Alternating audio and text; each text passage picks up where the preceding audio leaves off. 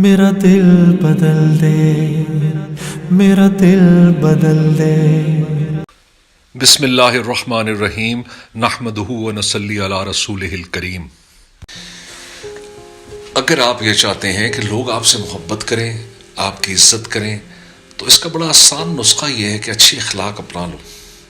بھئی اگر آپ سے کوئی اچھے اخلاق سے ملتا ہے، آپ سے بڑی نرم مزاجی سے ملتا ہے، آپ سے بڑی میٹھی زبان سے ملتا ہے، آپ کو وہ انسان زیادہ پسند آئے گا یا آپ کو وہ انسان زیادہ پسند آئے گا جو آپ سے بڑے غصے سے ملتا ہے، بڑا اس کا مزاج بڑا سخت ہے، اس کے ملنے کے طریقے سے لگ رہا ہے کہ جیسے آپ کو وہ حقیر سمجھ رہا ہے؟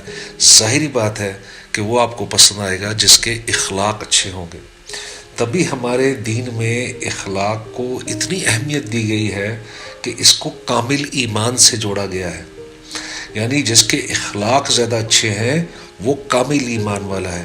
اللہ کے نبی صلی اللہ تعالیٰ علیہ وسلم نے فرمایا کہ تم میں سب سے اچھے اور بہتر انسان وہ ہیں جن کے اخلاق سب سے بہتر ہیں۔ ایک اور جگہ میں نے سنا، حدیث میں آتا ہے کہ اللہ کے نبی نے فرمایا کہ آخرت کے دن جب میزان قائم کیا جائے گا تو تمہارے میزان اعمال میں سب سے وزنی اور سب سے جو بھاری چیز ہوگی وہ اچھے اخلاق ہوں گے۔ تو اچھے اخلاق کی بڑی اہمیت ہے، اور خالی تمہاری انفرادیت نہیں، انفرادی تو ہے ہی ہے، لیکن ہمارا دین جو ہے ایک اجتماعی دین ہے۔ تو اگر سوچو اگر سارے اچھے اخلاق اپنانے کی جستجو میں لگ جائیں تو ہماری تو دنیا ہی جنت بن جائے گی۔ نرم مزاجی کو اپنائیں۔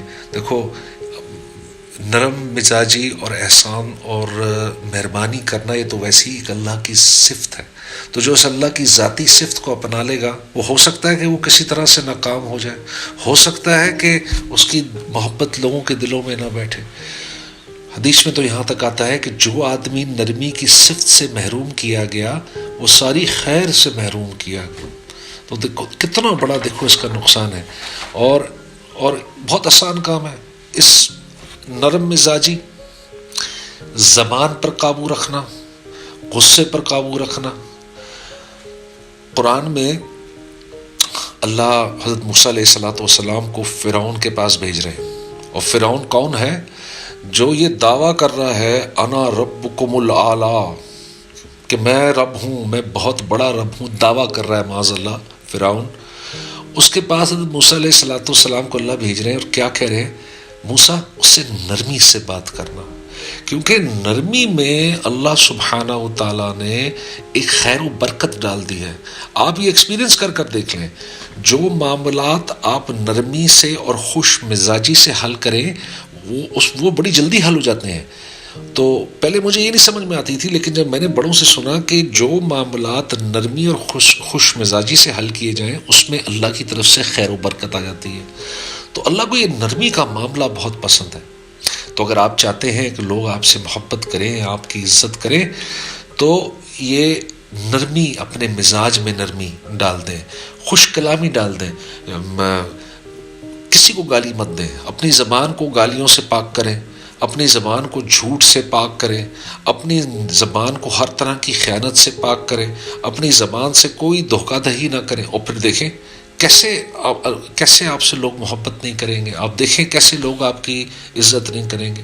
حضرت معاذ بن جبل رضی اللہ تعالیٰ عنہ ایک بہت جلیل القدر صحابی تھے، تو اللہ کے نبی انہیں فرما رہے ہیں، ایسے زبان نکال کے پکڑی اور کہہ رہے ہیں کہ معاذ اس زبان پر قابو رکھنا، اس زبان پر قابو رکھنا، جو تم اس سے بولو گے اس کی پکڑ ہوگی۔